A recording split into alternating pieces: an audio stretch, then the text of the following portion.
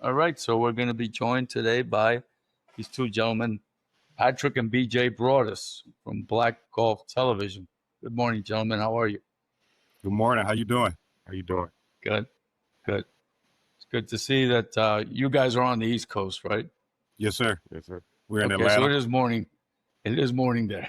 Yes, So sir. at the same time, I had sometimes you get guys from UK and whatever, and it's Mhm. later in the evening or whatever. Yes, Okay, sir. so why don't you start by telling us individually a little bit about your background and what brought you to where you are right now. DJ can go first. Okay. We started playing golf when we were kids, uh, real little kids, maybe like 5 years old, at Johnny White Golf Course under a guy named Mr. Elijah Walker here in Atlanta, Georgia. Um, we were able to play in a lot of junior golf events and be successful in those, and it went to a national level. And we were successful at that level too. And we progressed to playing college golf and playing in some professional events after that, and just remaining in the golf environment, which is why we're doing Black Golf Television now, because we're still in the golf environment, and we have so much to offer to golf. We have so much experience, from I'm 45 years old, so that's you're talking about 40 years, being involved in the golf world. Okay, There we go. Patrick just spoke, and now I have BJ. Well, this Or is is it BJ. I'm backwards? BJ. Right, You're right. BJ, he's Patrick. Okay, Right. cool. Sorry. As I said earlier, you guys look closely identical. Yes, sir. All right, Patrick, how about yourself? Same thing? Similar? Yes, sir. I was the youngest of four, so everybody was already playing golf when I was born. I'm 39, my brother's 45, so he started when he was 40, he started a year before I was born. So like he said, we were successful in the junior level, Atlanta Junior Golf Association, American Junior Golf Association, Georgia State Golf Association, and we each level we progressed to, we were successful at. Um, a lot of, when we were grown, got older, a lot of people were coming out on the social media space, representing golf. So people asked us to do it because we were the most successful Black family to ever come out of Atlanta in golf. So, that's why we created Black Golf Television, to shine light on more minorities that's doing great in the game that don't get much exposure. Great, great. Yeah, I like the cause. And so you guys are not uh alumni of the first tee. You just No, met we were before the first tee. before the first tee came out? Yes. Okay. Yeah. Yeah, because what I'm seeing now is like there's a lot of participation for minorities at the junior level, you know. Um, I myself am from the Dominican Republic, and you do see the game is growing over there, and it's just in its initial Yes, sir. stages. But it starts to wane as the children get older, or we're not seeing uh, higher level players coming out. I mean, uh, what I forget Yeah, Harold Harold Varner. Barnes. He goes on to live, but beyond him, I guess there's a couple of guys on the senior tour, right? Right. We're not seeing any prominent, black players, and you would have thought that the influence. I mean, I'm sure the influence of Tiger Woods had a big impact on the black community, but, and I'm sure it kickstarted a lot of kids, I guess, to try to pursue golf, but Yes, we sir. didn't see by this point. So, Tiger goes back to 96, 97. We're talking for almost 30 years. And I would have thought there would have been an influx of black professional players. What are your Yeah. thoughts on that? Yeah, it should have been more of an influx of Black professional players, but we got some good players out there. You have Cameron Champ, Joseph Bramlett, Marcus Bird just made the cut at the ISCO championship. Got him a nice little check. And we got Willie Mack out there. He's made some cuts on the PGA Tour. James Vegas. So it's a few people out there. Yeah, there is, and again, going back to being from the Dominican Republic, I'm coming from a baseball country, right? Yeah, Jonathan Vegas. I'm sorry. Yeah, John Vegas. Yeah. I'm coming from like a country that generates baseball players, right? Now, and Right. eventually, if given the opportunity, I think they'll start generating golfers. But like I expected, like an influx in golf because there's a professional. There's the black professional base. You don't see black professional American black professional baseball players anymore. No. That's another demographic that's shrinking. People of color are coming from the Caribbean. Yes, You're sir. not seeing that here in the stateside, so you would figure that maybe they're going into another sport, and I don't see that type of activity. Yes, sir. That's what Black Golf Television is here for. We're trying to get more minorities, Black, Spanish, Asian, just minorities, period, really, into the game of golf, Great. but mainly Black.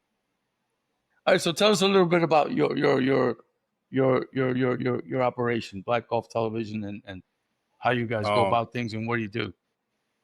So it's a social media platform. We're on all platforms. It's golf entertainment and news, where we're just trying to make golf more appealing to the Black community.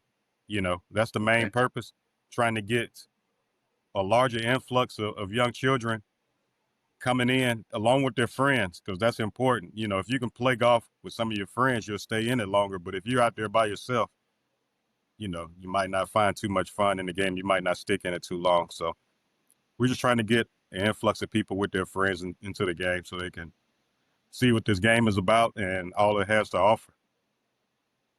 Yeah. It's if you don't have your peers or people you can kind of congregate and enjoy it, it's pretty tough. So you could, I'm sure you guys can train a young boy or girl, and if they look around and there's nobody doing it, they're doing something else. Right. Do something else, right? Yes, sir. So how does it work? How do you guys actually? You guys have you guys are professionals and you're teaching pros. Is that correct? Yes, sir. So do you guys run camps, or how do you get students? Or is it word of mouth, or? Us word of mouth. We go around. We collaborate with school systems, summer camps, and those are the main groups we focus on, like school systems and summer camps.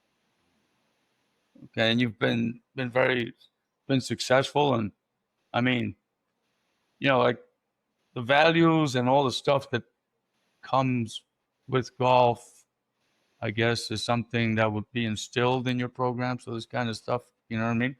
Yes, sir. We teach the sport, but we also teach values of how golf teaches you life skills and how those life skills can help you become a more successful person, once you get older.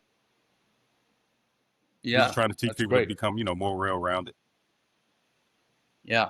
And how many kids, how many students do you have now? Well, some camps have 50 students, some have 20. Some summer after school programs have, it's the same way. Some after school programs have 50 students, some have 10 or 20. So, it really depends on the school or the camp we go to. What's the retainage rate like? So you get 100 kids in a camp, right? First camp. Mm-hmm. How many of them hang around and for how long? At least you got, it's saying if it's 100, at the end of the 8 or 10 weeks, you'll have about, I would say, 50. And a year later, how many come back? Yeah, it's about the same. 50% retainage going down. Sir. So who have you had the longest? You know what I mean? Like along the growth path, who has been with you the longest? We've had a few students that were with us for about 5 years. Yeah. And any of them turn out go on to Yeah. bigger, oh Yes. yeah, A lot of them go out and play for HBCUs, like Edward Waters College, FAMU, Bethune-Cookman. okay. Yes, So sir. these guys go on to play college golf, collegiate golf. Are there scholarships at that level in the? I know Yes, but sir. you're mentioning historically black colleges. Is that correct? Yes, sir. Yeah. So yeah, I was wondering there's scholarships there. Yes, sir.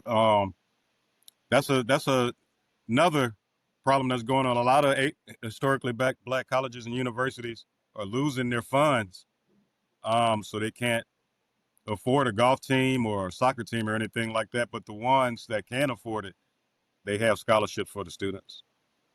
Okay. Yeah. I mean, that's carrying a golf program is, I imagine, at some point a luxury where you don't have big time boosters and people that make a lot of contributions. So I mean, it's an uphill battle. Yes, sir. I see it. It's a completely uphill battle, and it's great to have guys like you guys actually pursuing this endeavor. It's really, I find it to be a noble cause. Yeah, but And we also yourselves, are you just still have playing? students that they might not be involved in golf anymore. They just end up being good people. I think they learn a lot of that from golf. So we see them just just in a regular environment, holding down jobs and getting education and just like I said, just being good people. And I we feel like we had something to do with that. Yeah, So I mean that's probably more important than a lot of things, right? yes, And sir. just turning out quality people and quality adults and look back on it and maybe reflect on some of the lessons they learned that through your program, others like you, you know. So how about Right. yourselves? Are you guys playing, competing, or We don't compete anymore, but we still get out there and play sometime. okay? Yes, sir. And you're managing your content. I've seen your page. It's pretty cool. It's got a different flow, which Yes, is sir. which is I like it. I enjoy it. A little bit of Thank you. comedy, a little bit of this, a little bit of that. That's a cool thing. All Yes, right. sir. So what can we expect from you guys? Are you guys so now are you a nonprofit or No, or this you is have for this kind? profit, but we have a nonprofit called the Greatest Corporation where we go into inner city programs and teach them golf, aviation, reading, math, Okay. engineering, things of that nature. Oh, great. Yes, What are you sir. doing? And then these two things go hand in hand and Yes, sir. or yeah. Yeah, I'm glad that you guys, I'm glad to meet you guys. It's really Yes, sir. cool, Thank you. cool little project you guys have going on there, and Yes, sir. But it's for us in the admirable. future, Yeah, I would say um, it's just going to be more of us going around the country, spreading the word, uh, teaching golf to minority children, um, being on more platforms like yours, and we appreciate you, and thank just you. really just getting the name out there and getting the golf brand out there. And this is like a grassroots effort, right? So Yes, sir. you just hustle, Yeah, pretty pound the much. pavement, right? There's no, Yeah. no, you know. Yes, sir. That's right. That's the only way to do it, I think, and the only way you can get it started. Yes, sir. Once they see, once they see the interest and the sweat equity, people start to take interest in what your project is and what your cause is, and it's Right. really admirable. Yeah, Yes, sir. that's Thank you. the fact that Just you keep guys are in chipping away Georgia at and it. you're in Georgia and you're giving it 100% and you're turning it out. You're turning out some results and everything. And sooner or later, somebody's gonna notice that what you guys are doing and come to the forefront and say, hey, these guys are out there doing their thing, and they could use some help. Let's try to boost it up because Yes, sir. it is the right thing, right? It's the next right thing. Yes, sir. Yeah, that's good. So, you guys have anything further you want to add? We just really appreciate you for having us. Um, have us on here again, you know. Yeah, And yeah. then No, hey, listen. Whenever you have something interesting or something coming up, or you just want to talk, you just send me a text. We'll have you on. No big deal. yes, sir. No We'll big get out on the deal. golf course one day too with you. Where are you located? I'm in New York. Okay. Yeah, I mean, I've been down to Georgia. I've never played golf in Georgia. Uh, I remember I was in Cobb County. Mm-hmm. That's where Atlanta is, isn't it? Yes. Near Atlanta. But there was all this white stuff in the air.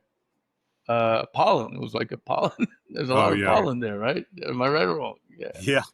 I mean, I don't have pollen allergy, but it was. I guess it was that time of year. But I'm sure there's a lot of great golf courses down there. And where do you guys play out of? You play out of Um. the one that Bobby Jones played? What was where they play the Tour Championship? East Lake. What's that? East Lake. We've played out there before. We mainly play at John A. White Golf Course, Browns Mill Golf Course, Alfred Tup Homes, Stone Mountain Golf Course. Those are the Okay. main ones that we frequent. Right. So that when they did the East Lake, I mean, East Lake had gone in disrepair, and then they pumped a lot of money into there. They built Mm-hmm. communities. They changed the neighborhood.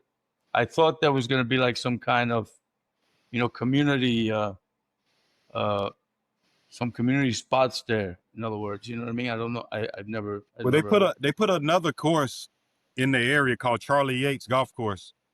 That's mainly where the I think that's where their first tee is.